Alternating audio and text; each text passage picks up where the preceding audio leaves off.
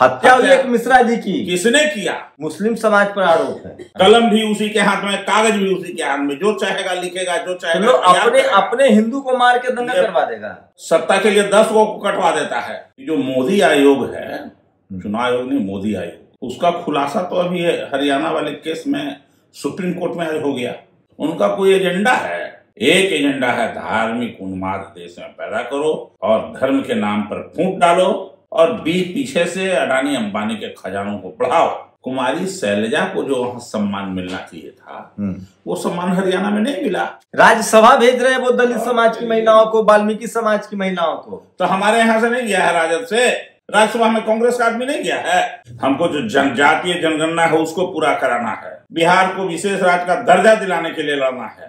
हमको लड़ना है जो आरक्षण खत्म हो रहा है उसके लिए। जिस दलित को अछूत बना के रखा और ये नागपुर के लोग आज माफी मांग रहे हैं। पहले आप मनुस्मृति को जलाइए, तब ना समझेंगे। वो तो बाबा साहब ने जला डाला। बाबा साहब ने तो ये जात पात खत्म करने के लिए ये लोग भी यही बात न कह रहा है। हरियाणा चुनाव में एक मिरेकल हुआ, किसी को भरोसा नहीं रहा। एग्जिट पोल जैसे 2024 के लोकसभा चुनाव में सारे टीवी अखबार कहते 400 पार। उसके बाद 2024 के बाद प्रधानमंत्री का पहला बड़ा टेस्ट था हरियाणा चुनाव। हरियाणा चुनाव में कहा जाता है कि कांग्रेस जीत रही है, लेकिन वहां से जो रिपोर्ट्स आ रही है उसमें साफ है कि दलितों ने, पिछड़ों ने बीजेपी को वोट दिया और वो जीत गए। बिहार में राजनीति अलग है। मैं समझने की कोशिश करूंगा कि क्या बीजेपी जिस तरह से हर राज्य के लिए अलग अलग रणनीति बनाती है, महाराष्ट्र के लिए एंटी मराठी, गुजरात, राजस्थान में उन्होंने जिस तरह से एक ब्राह्मण समाज का मुख्यमंत्री दिया है, हरियाणा में गैर जाट, क्या बिहार में आरजेडी की क्या स्ट्रेटजी रहेगी? क्योंकि आरजेडी भी लगातार यहाँ सत्ता से बाहर है। लोकसभा में भी उनका प्रदर्शन अच्छा नहीं रहा, विधानसभा में भी वो बहुमत के करीब नहीं पहुंच पाए, और अब बिहार चुनाव की सुगबुगाहट भी तेज हो रही है। बिहार वो राज्य है जो अभी बीजेपी के लिए अभेद किला साबित हो रहा है। यहाँ बीजेपी फुल फ्लेज में नहीं है। मेरे साथ सीनियर नेता, पूर्व विधानसभा स्पीकर, आरजेडी के ताकतवर नेता उदय नारायण चौधरी जी हैं। सर, बीजेपी का हरियाणा जीतने के बाद कॉन्फिडेंस बढ़ गया। कहा जा रहा है कि बिहार में बीजेपी पहली बार कमबैक करेगी और बहुमत की सरकार बनाएगी। न नीतीश जी की जरूरत रहेगी और न चिराग पासवान की जरूरत रहेगी। देखिए, इस देश में लोकतंत्र है और भारतीय संविधान सबको अधिकार देता है बोलने का, चलने का, चलने का। लेकिन अभी लोकतंत्र पर ही खतरा उत्पन्न हो गया है। कि जो मोदी आयोग है, चुनाव आयोग नहीं, मोदी आयोग हो गया है, उसका खुलासा तो अभी हरियाणा वाले केस में सुप्रीम कोर्ट में हो गया कि 70A और 70C के बीच में कनेक्टिविटी को देखते हुए जहां मिसमैच हो रहा है, मैच हो रहा है, इसका कहीं कोई जवाब नहीं मिल रहा है, जो अभी सुप्रीम कोर्ट में जवाब दिया गया है गवर्नमेंट की तरफ से।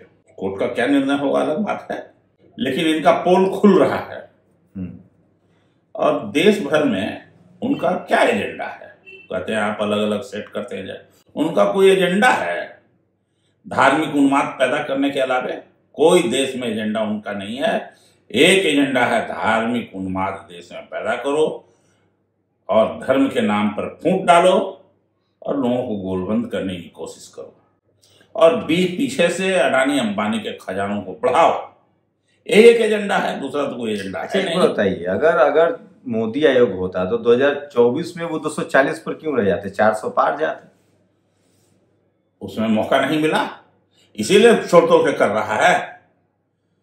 आप बताइए अभी कि एक और 1 नेशन 1 इलेक्शन की बात कर रही है सरकार, और दूसरी ओर जब मौका आया तब इसने हरियाणा का चुनाव अलग कराया, जम्मू कश्मीर का चुनाव अलग कराया, अब महाराष्ट्र और झारखंड का बारी है, इसको भी अलग अलग करता है। क्या करता है? ये सब के पीछे कोई ना कोई साजिश है कि ये मोदी आयोग एक साथ नहीं करा के कुछ न कुछ मैनेजमेंट का खेल है जिसके लिए। नहीं तो लेकिन लोकसभा चुनाव में भी तो कर सकते थे ना, 400 पार कर सकते थे अगर उनके हाथ में सब कुछ है तो। कहाँ हुआ? नहीं ना हो पाया, ऐसा तो नहीं है, मैनेजमेंट नहीं हो पाया उनका। जो मैनेजमेंट प्रतीत होता है हरियाणा में कर लिया, वो मैनेजमेंट वहां नहीं हो पाया लोकसभा में। सर आपको लगता है कि कोई लोकसभा में बेईमानी नहीं करेगा और विधानसभा में करेगा? अरे भाई, मैं जो कह रहा हूँ सब आप बात नहीं समझ रहे हैं। हाँ। उसके लिए कुछ उस तरह के उतना मैन पावर चाहिए करने के लिए, तो सब जगह मैनेज नहीं हो सका वो मैन। लेकिन लोग जानकार बता रहे हैं कि वो दलित और पिछड़ों को जोड़ रहे हैं। वो एक हिस्सा और है जो आप कह रहे हैं, वो अलग हिस्सा है। हाँ। एक हिस्सा तो हो गया ईवीएम का खेल, दूसरा हिस्सा हुआ जो जातीय समीकरण है, जहां दलितों को अब सम्मान खोज रहा है। दलित पिछड़ा अपना सम्मान खोज रहा है, तो उस सम्मान में उसको धक्का लग रहा है, इसके कारण भी कुछ वोट इधर से उधर भटका है। बिहार जैसे उदाहरण के लिए कुमारी शैलजा को जो वहां सम्मान मिलना चाहिए था, वो सम्मान हरियाणा में नहीं मिला। मानते हैं इस बात को? मानते तब आपको कह रहे हैं कि वो सम्मान नहीं मिला। बैकवर्ड मुख्यमंत्री है बीजेपी के पास, और बैकवर्ड मुख्यमंत्री नहीं है वो, जो जिसको मुंह नहीं है, आंख नहीं है, कान नहीं है, वैसा वाला है। बिना मुंह आंख कान वाला, बिना देख ले दस्तखत करो, बिना सुन ले दस्तखत करो, ये है ना। और इसलिए कि सबसे अच्छा लग रहा है, इसलिए महिला को खोज खोज के ला रहा है, दलित को खोज खोज के बिना मुंह वाला के ला रहा है, बना रहा है।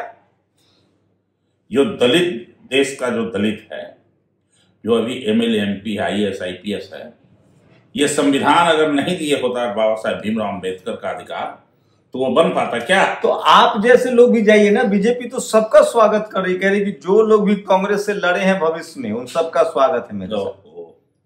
वो तो रणनीति के तहत बोल रहा है। भाई कांग्रेस से कब लड़े थे? हमारे दादा लड़े थे।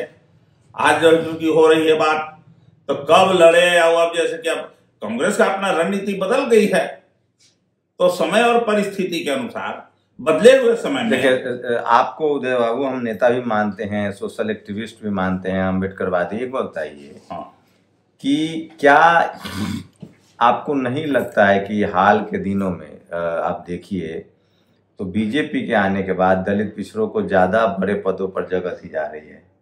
ज्यादा मूर्ख बनाने का उपाय किया जा रहा है दलित पिछड़ों। तो मतलब कांग्रेस 60 साल तक रही, कौन ऐसी पॉलिसी है जो बीजेपी ला रही है जो कांग्रेस? अच्छा ये बताइए आप हमको, कामराज नाडर अनपढ़ आदमी थे, किस पार्टी में थे? कांग्रेस में थे। कांग्रेस में थे। जगजीवन राम बिहार के किस पार्टी में थे?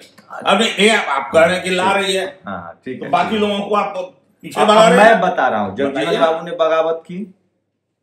अच्छा, हमको कामराज को इंदिरा गांधी ने पार्टी तोड़ दी ना। कामराज से इतना खौफ था इंदिरा गांधी को कि पार्टी पर उनका कंट्रोल हो जाएगा, तो इंदिरा गांधी ने कांग्रेस साइड तोड़ दिया के कामराज के डर से। एक बात बताइए आप बीजेपी का, कि जो रिजर्व सीट है उसके अलावे कहीं दिया?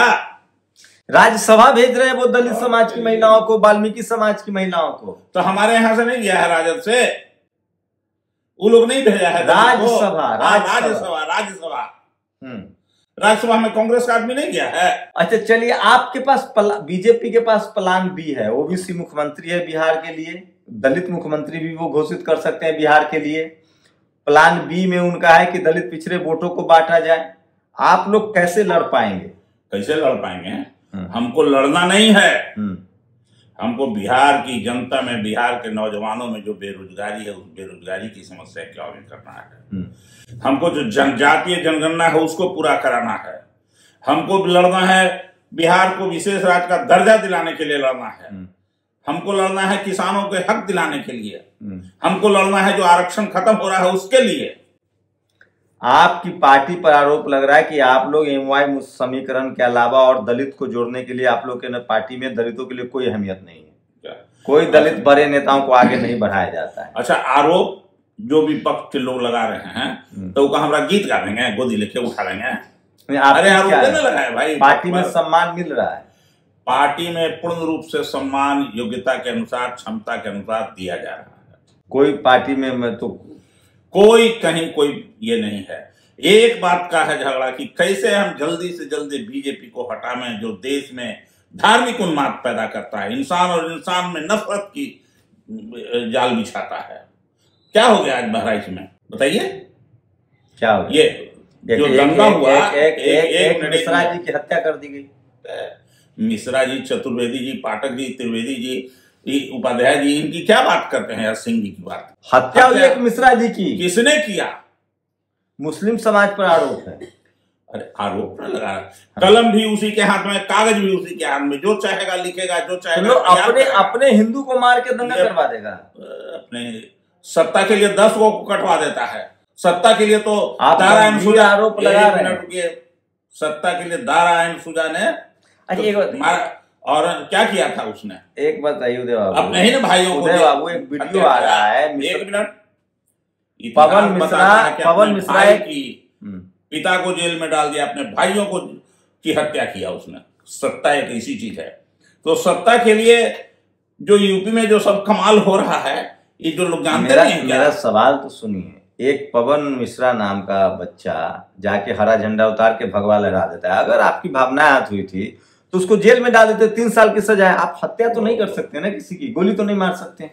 वही से तो ऐसी बात कर रहे हैं, इसी यूपी में ना हुआ है, जेल से निकाल करके उसकी हत्या कर दिया गया, जो एक्स MP है अतीक अहमद का, इसी राज्य में ना हुआ है कि दूसरे जगह हुआ है? एक्स MP को ऐसा हत्या इस तरह से किया है।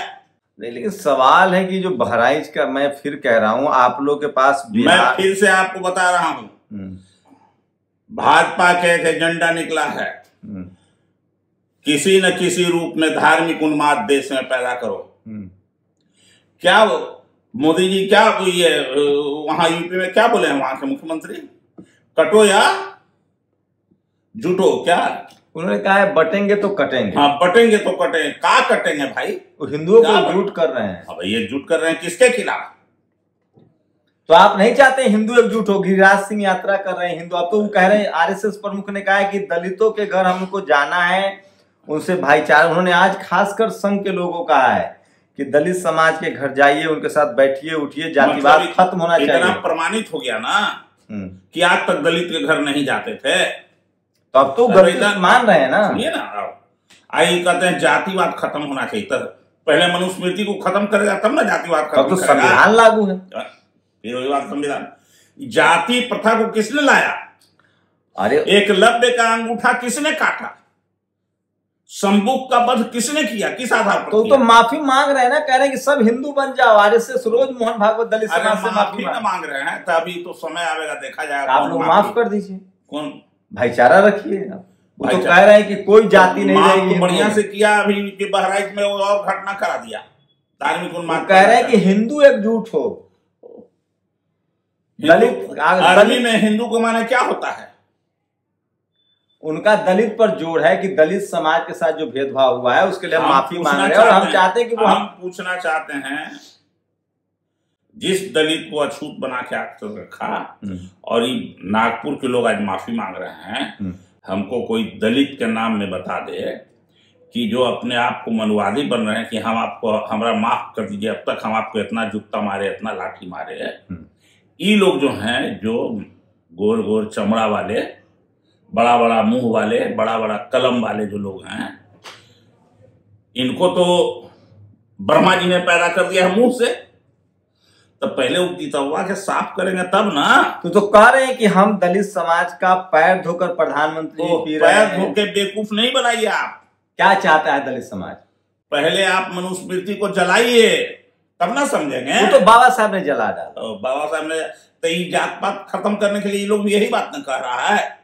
कैसे जात पात खत्म? तो आप मोहन भागवत को माफ नहीं करेंगे? आप लोग RSS को तो कह रहे हैं। हम कौन होते हैं माफ करने वाले? मंदिर आइए, मंदिर में आपकी भागीदारी। काहे के लिए जाएंगे हम मंदिर में? कहाँ जाना है? अरे इस देश का मूल जो पूजा का घर है वो बुद्धिस्टों का, भगवान बुद्ध का है। तो कह रहे हैं हम, आप लोग नौकरी चाकरी सब के चक्कर में पड़े हैं कि जज बनना है, डॉक्टर बनना है, इंजीनियर बनना है, वो तो मंदिर में जगह दे रहे हैं। उनके कहने से मंदिर में जाएगा तो मूर्ख बनेगा, दूसरा बात और मूर्ख बनेगा। अभी तक अगर 1 रुपया 4 आना बनता था, अब 1 रुपया मूर्ख बनेगा हुआ। अरे मंदिर में जाने का माना है कि और दान दक्षिणा का तेज कीजिए। तो आप लोग डॉक्टर, इंजीनियर, कलेक्टर, SP बनने के पीछे पड़े हुए हैं। तो क्या किया जाए? हम लोग हर हिंदू बनिए, आरएसएस को मजबूत कीजिए, भाईचारा। अब तो गिरिराज सिंह हिंदू एकता रैली निकाल रहे हैं पूरे बिहार में, सारा हिंदू बीजेपी को वोट करेगा। समय बताएगा अच्छा है, क्यों निकालना है। अडवाणी जी भी निकाले थे, क्या रथ जो था।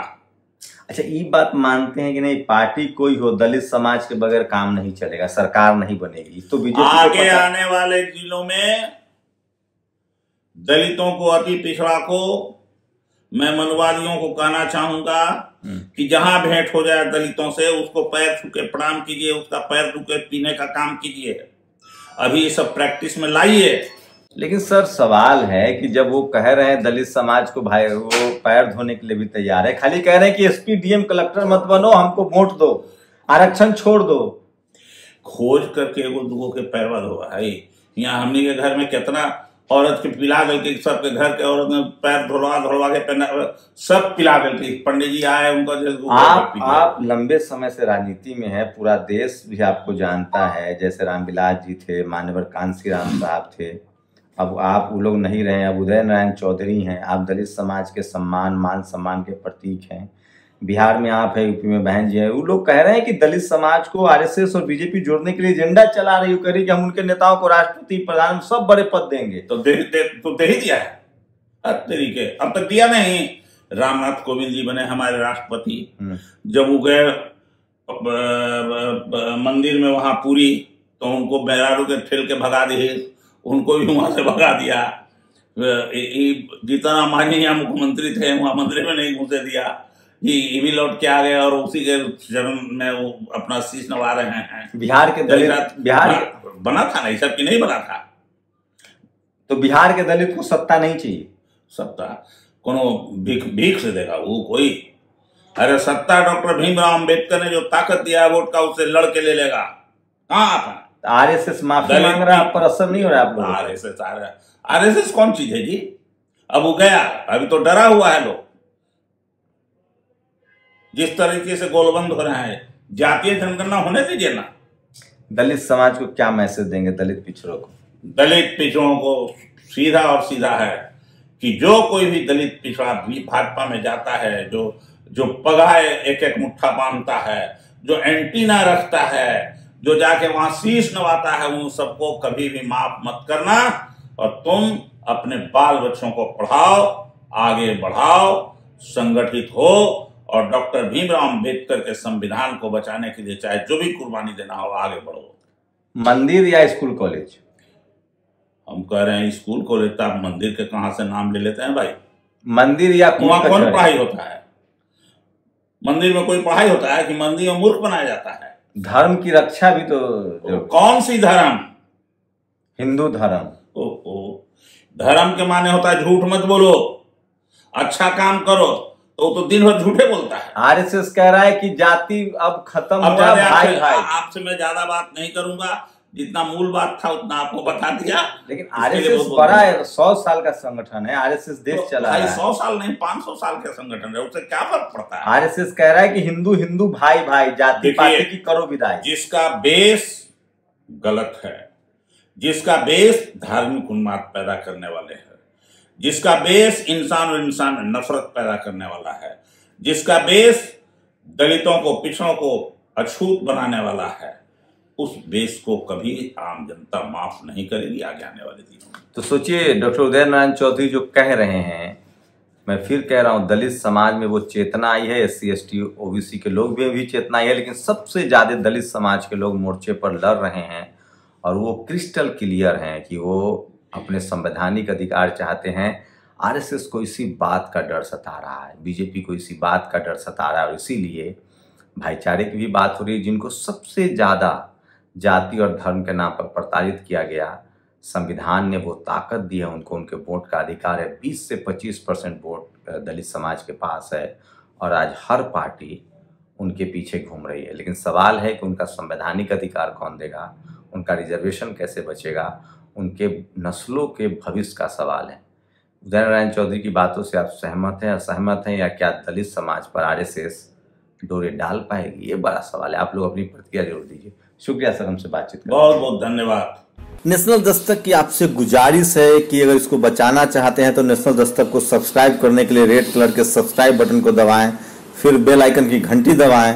नेशनल दस्तक को बचाने के लिए बहुत जरूरी है कि हर खबर को शेयर करें, लाइक करें, कमेंट जरूर करें।